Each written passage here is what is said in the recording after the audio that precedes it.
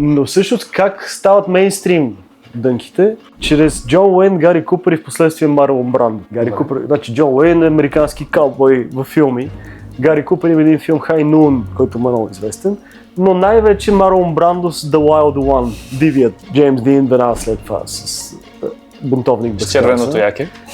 И Мерилин Монро, последният филм Misfits, носи Levi's дънки, обаче вече за жените правят цип. И има една много известна снимка на едни работници в Ню Йорк, които са над много високо въздуха, които имат обедна почивка, всичките с Levi's. 2024, знаеш кое е рекламно ли? Бионс? Да.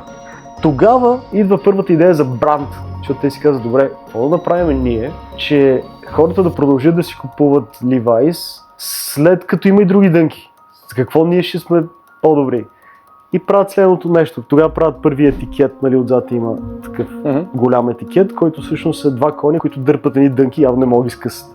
Слагат малкото червено Levi's-че на, нали знаеш на Levi's как е на джоба, и също така патентоват шева на... Тогава имал само един джоб. И това стават Levi's 501. До днес са най-продаваните им дънки. Значи 150 години по-късно.